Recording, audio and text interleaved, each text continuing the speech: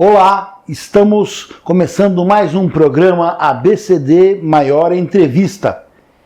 E hoje estamos entrevistando a escritora Fernanda Pompeu, escritora e blogueira, que agora está participando do nosso jornal ABCD Maior com o blog Almanac, onde a cada semana, todas as terças-feiras, ela vai contar uma história a partir de temas variados. E a própria Fernanda já falou que as histórias são da própria história, né? Fernanda, muito obrigado por ter vindo. Imagina, prazer. Tá, é um prazer nosso aqui de recebê-la.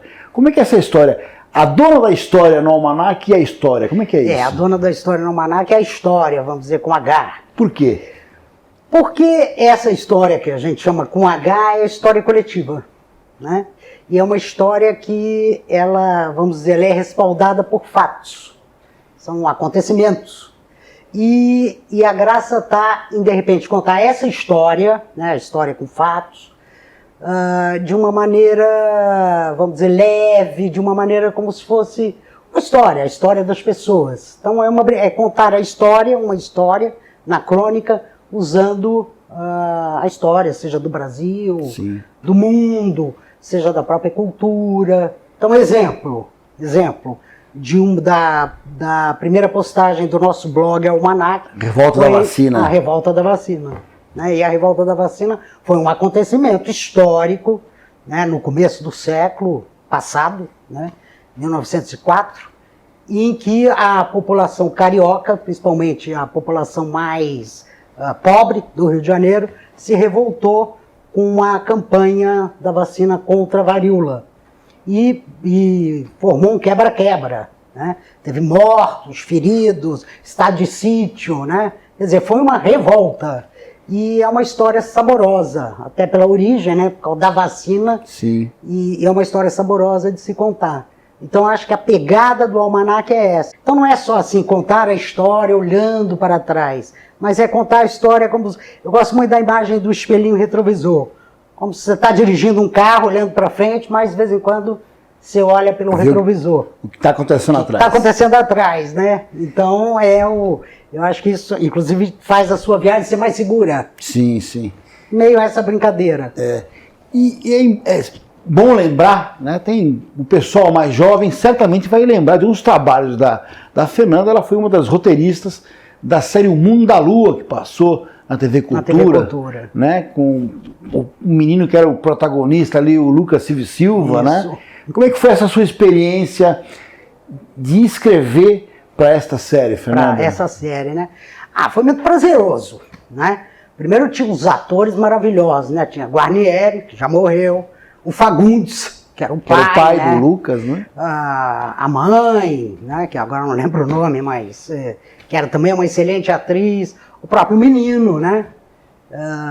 E foi uma série, essa série foi escrita pelo dramaturgo Flávio de Souza e reunia um grupo de roteiristas, né? E os capítulos eram divididos e a gente roteirizava, mas com muita liberdade, né? Dentro da história, mas com muita liberdade e muita graça.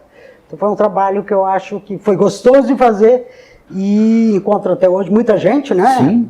De 30 e poucos anos. Até 20 anos. Mundo da Lua. Então é uma série que deu certo, né? Deu certo. E você, quando a gente fala em Mundo da Lua, o pessoal já se liga, porque a TV ela tem um poder disseminador muito grande, né?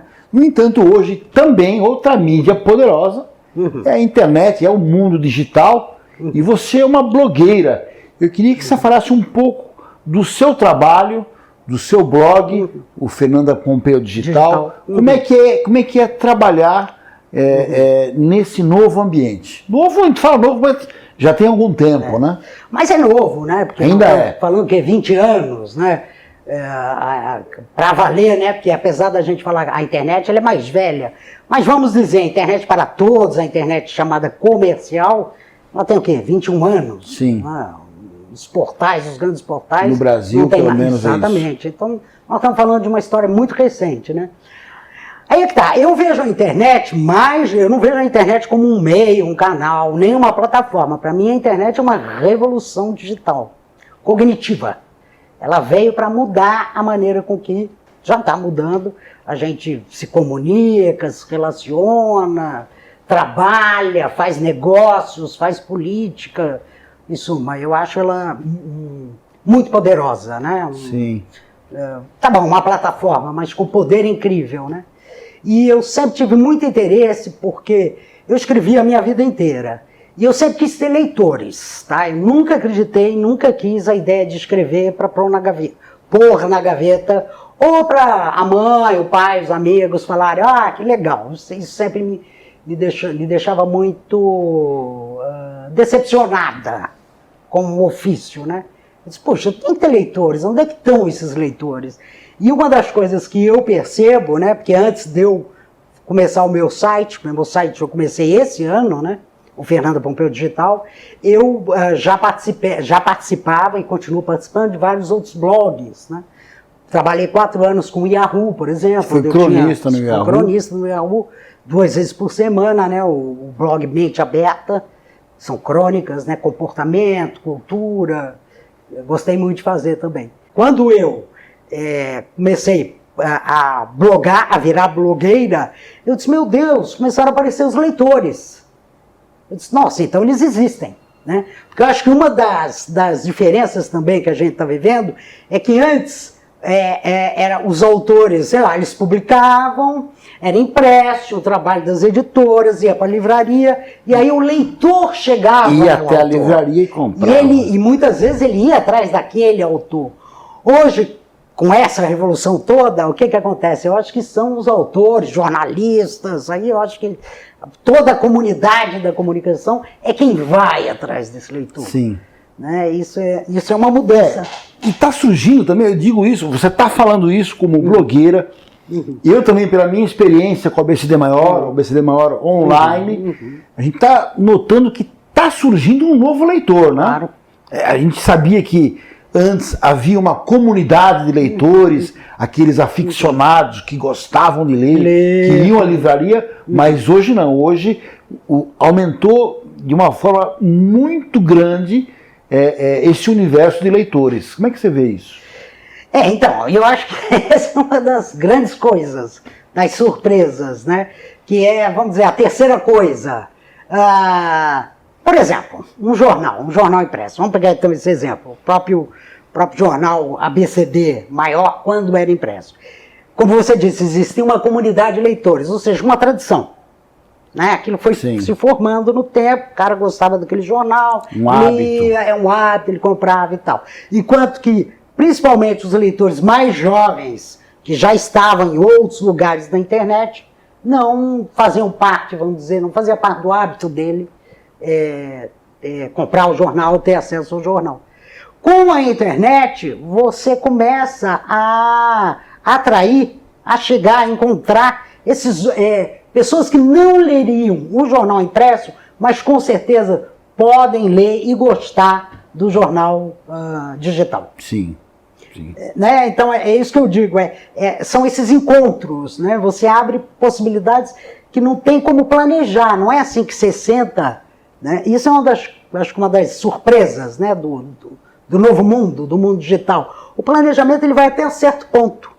Ele não é capaz de dizer, nós vamos, entendeu? Nós vamos chegar aqui, você pode chegar muito longe. Sim, sim. E outra coisa que eu acho maravilhosa, a possibilidade do comentário. E aí você vai dizer, né? Mas tem a carta aos leitores. Sim, mas a carta aos leitores obrigava você a escrever, a postar, ou mesmo pela internet, a pôr no seu e-mail, mandar para lá, mas de uma maneira mais formal. O comentário não, o comentário, as pessoas, elas na verdade falam como elas querem, como elas podem falar, esse novo leitor, né? E mais do que isso, o compartilhamento, que eu acho que isso é o ouro. Que é o cara, eu vi aquela matéria, eu vi aquela crônica, eu vi aquele vídeo e eu quero compartilhar para minha rede. E aí isso faz... Com tudo isso, Fernanda, muda a forma de escrever? Acho que tem duas maneiras de ver. A qualidade da escrita, ela não muda. Sim. A qualidade da escrita tem que ter a qualidade, tá? No meio, ele não... Por mais maravilhoso, mas ele não disfarça isso. O que eu quero dizer? Se Machado de Assis vivesse hoje, ele postaria, ele seria um campeão de compartilhamentos. Primeiro que ele tinha textos curtos, o que tem a ver com esse meio. Segundo, escrevia maravilhoso, contava a história, as histórias de uma maneira maravilhosa. Então acho que isso é uma parte do ouro, ela é igual. Né? Os Rodrigues, todos os grandes, Clarice Lispector, né? Eles com certeza continuariam com muitos leitores hoje. Né? Por outro lado, acho que há vamos dizer, quem escreve curto, quem tende à síntese, que não é fácil, leva alguma vantagem, sem dúvida nenhuma. Sim. Eu acho que, por exemplo, não pode escrever longo? Pode escrever longo. Agora, o longo, para ser lido na tela, muita garotada agora lê no celular, no smartphone. Então, claro, um texto de 20 páginas, 10 páginas, já começa a ficar um pouco longo. Tanto que eu sempre digo, vamos reparte. Pega a sua história de 20 páginas e reparte de 3 em 3. Conta. Ou seja, no fundo é como se fosse uma volta aos fascículos, aos folhetins. Exatamente. Então isso que é bonito também. Na verdade é um para frente e para trás o tempo todo. Sim. O folhetim era isso. E como é que é a sua relação com a escrita? Você desde pequena foi uma leitora fanática e começou a escrever. Como é que você se relaciona até hoje com a escrita? Com a escrita que hoje é o seu ofício. Bom, eu sempre fui uma leitora. Eu me lembro, por exemplo, quando eu ainda não lia, né, o meu pai, ele tinha lá uma bibliotequinha, né, ele tinha todo o Jorge Amado. O pai foi um comunista, e então ele adorava Jorge Amado. Era, né, obrigatório. Era obrigatório. Então tinha aquela coleção e eu não lia, não sabia ler. Mas eu lembro que ele lia uns pedaços, aí ele lia Aladim, a Lâmpada Mágica, né? E eu me lembro que eu olhava para aquela coleção e dizia, ainda vou ler. Então isso eu sempre tive. E aí depois eu fui uma leitora precoce, sei lá, acho que desde os 12 eu comecei a ler literatura e li tudo. Não tinha essa história de literatura infantil, literatura juvenil. Mas na minha casa não, na minha casa era não tinha censura. Não. Você, sei lá, 15 anos eu li Kafka. Entendi? Mais ou menos. Né? Porque eu tinha 15 anos. Sim. Mas foi ótimo, porque eu peguei o espírito da coisa e não tinha também essa preocupação em entender, não entender. A leitura, para mim, é principalmente prazer. Ela tem que ser prazerosa. Né? Se ela não for prazerosa, aí ela não dá certo. Né? Bom, e aí eu acho que, mas aí me veio essa vontade de escrever, e eu sempre tive essa vontade. Eu, por exemplo, na faculdade eu fiz cinema, mas no fundo o que eu fazia era roteiro. Hoje, vendo, estava sempre escrevendo. Então, enquanto os meus colegas estavam lá com a câmera, com o som, a montagem, estava sempre escrevendo. Então, já tinha ali que é um outro lado do cinema. É um outro lado do cinema e tal, né? Então, a escrita sempre foi um grande lance para mim, né? É o que eu gosto, é o que eu faço. E por isso que eu sou agradecido à internet. Sim. Porque eu já estava quase dizendo, bom, não vai ter jeito, né? Porque eu tive uma experiência, algumas impressas, tive com um livro, eu tenho um livro, chama-se 64, que são 64 microcontos em torno da ditadura militar. Que tem, as histórias estão no seu site. Estão no meu site. Fernanda Pompeu Digital. Isso. E esse livro, por exemplo, foi lançado pelo Brasiliense, né? Foi bem trabalhado, mas é um livro que, né, ele se perdeu nas estantes, vamos dizer assim. Né? Eu garanto para você que agora, com o meu site, eu tenho mais leitores do 64 que eu tive com a versão impressa. Certo. Então, para mim, isso é definitivo. Muito bem. Fernanda, eu termino essa entrevista convidando os leitores a, primeiro, conhecer o site da Fernanda Pompeu, Fernanda Pompeu Digital, site muito bem feito, muito bonito, com muita história, com dicas de língua portuguesa, uma coisa que é muito bom para muita gente.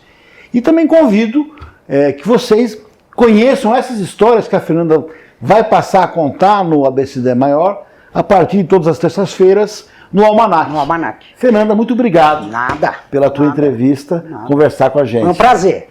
É um prazer. É isso aí. Tá bom? Gente, até a próxima entrevista.